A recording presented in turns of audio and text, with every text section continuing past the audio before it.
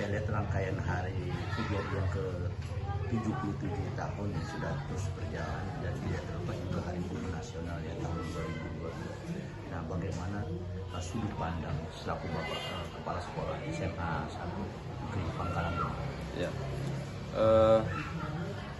Hari Guru Nasional atau yang bersamaan dengan Hari Ulang Tahun PGRI itu adalah satu kesadaran kolektif para guru, mulai dari guru PAUD, SD, SMP, SMA, SMK, madrasah, baik madrasah ibtidaiyah, sanawiyah, aliyah, negeri, swasta yang ada di seluruh Indonesia, lebih-lebih yang ada di Kalteng dan Kota Bandung Barat, itu selalu hadir satu kesadaran kolektif untuk mempertahankan tugas utama adalah mencerdaskan bangsa.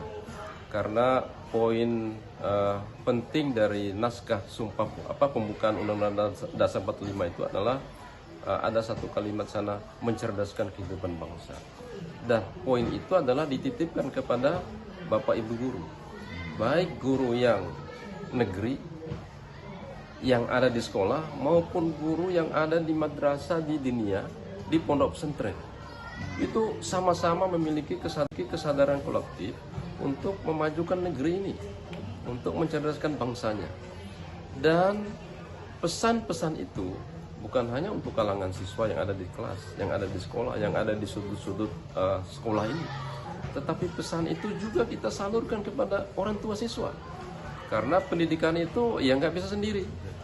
Ya, itulah namanya kesadaran kolektif. Jadi kolektif itu bukan hanya kebersamaan hadir, tapi kolektif dari batinnya, hati nuraninya untuk mendidik masyarakat, baik yang secara langsung kepada anak-anak didiknya maupun juga kepada orang tuanya. Nah, itu sebuah kesadaran besar yang memang menyatu pada hati nurani para guru. Berarti harus ditanamkan itu, Pak. Ya, itu poinnya yang memang yang diandalkan kepada Bapak Ibu. Nah, tapi bagaimana, Bang, kita melihat untuk supaya rasa tingkat kesadaran orang tua murid itu sendiri gitu akan perhatiannya khusus kepada anaknya, walaupun saat ini kan anaknya kan terus disampaikan ke sekolah langsung urusan sekolah, tapi bagaimana supaya untuk memberikan satu mungkin semacam masukan, informasi apa yang menjadi salah satu sasaran yang tepat? Ya, jadi pesan para tokoh pendidikan, pusat pendidikan itu ada 3. Ya, ini mungkin sudah sering saya keluarkan kepada masyarakat, kepada anak-anak, juga kepada masjid-masjid ketika saya menyampaikan pidato atau khutbah gitu. Nah, pusat pendidikan yang pertama adalah keluarga, yang kedua adalah masyarakat, yang ketiga adalah sekolah. Nah, pusat pendidikan ini harus menjamin keberlangsungan pendidikan itu. Jadi jangan sampai kita sudah mengajarkan di sekolah ini anak-anak, kalau di sekolah sudah diajarkan tata tertib sekolah, berambut rapi, berpakaian baik, pakaian disetrika, sepatu yang bersih, buku yang rapi, diisi dalam tas itu adalah buku-buku pelajaran. Syukur kalau ada di situ ada tasbih untuk zikir, ada Al-Quran, kitab suci yang kecil. Nah, ini harus disambungkan ke orang tua, diinformasikan ke orang tua bahwa pendidikan itu tidak hanya terpusat di sekolah. Tidak cukup di sekolah ini hanya dengan Bapak Ibu guru, walaupun Bapak Ibu guru juga adalah orang tua. Tetapi bagi orang tua itu ada forumnya, ada namanya FKOG. Nah, jadi forum komunikasi guru dengan sekolah. Itu selalu dilakukan oleh Bapak Ibu wali kelas. Untuk apa? Untuk menyampaikan pesan-pesan tentang kehidupan di sekolah, untuk menyampaikan pesan-pesan bagaimana nanti melanjutkan pendidikannya di rumah, di masyarakat, dan nanti ke perguruan tinggi. Nah, itu sambungannya, sambung menyambung dari pusat pendidikan tadi. Ya. Jadi antara silaturahmi orang tua dengan sekolah itu termasuk di FKOG, iya. FKOG itu ya. Ya.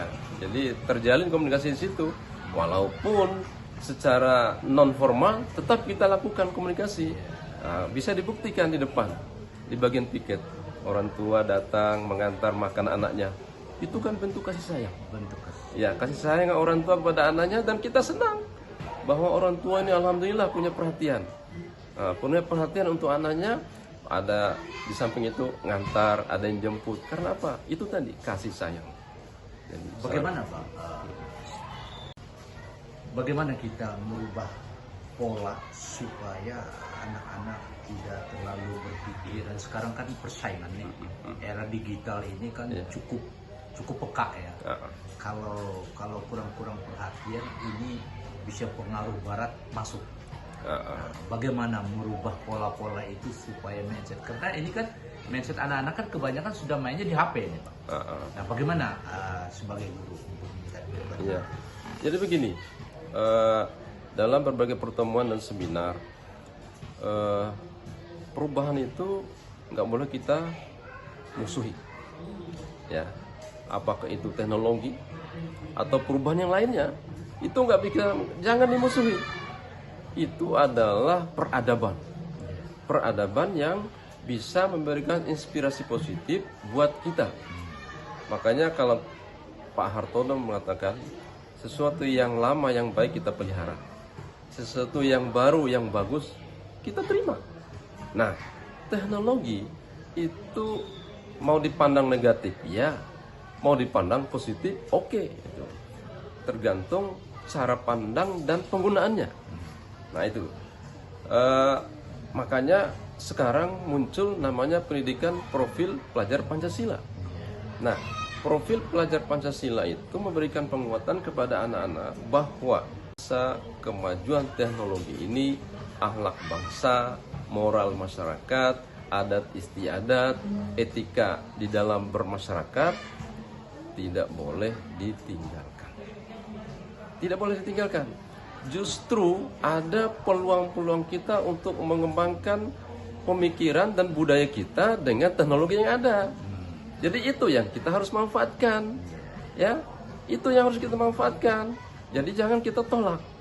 Kita yang harus manfaatkan. Hanya saja kita memang mental masyarakat kita, anak-anak kita kadang belum siap secara keseluruhan. Karena bisa jadi dia salah gunakan. Contoh, ketika ada temannya yang berjalan berdua bergandengan tangan divideokan, kemudian diviralkan. Nah itu kan sebenarnya negatifnya dari penggunaan teknologi. Tetapi sesungguhnya dia kan harus mengambil poin-poin positif yang ada di teman-temannya itu lalu diviralkan. Itu sesungguhnya.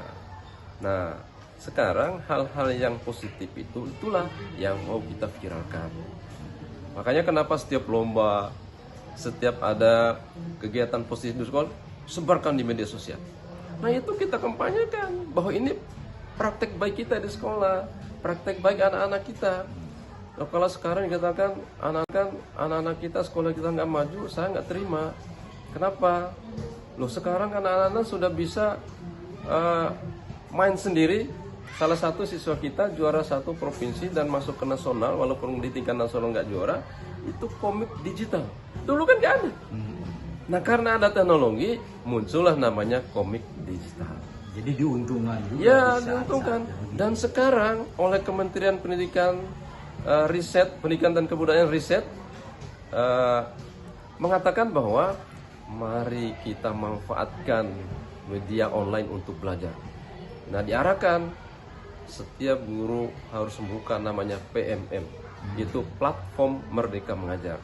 Disitulah sudah disiapkan materi ajarnya, praktek mengajarnya, contoh-contoh yang dilakukan oleh anak-anak kita se-Nusantara ini.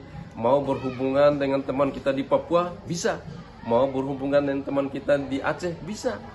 Jadi semuanya terbuka, asalkan tadi manfaatkan untuk hal-hal yang positif. Nah begitu ya.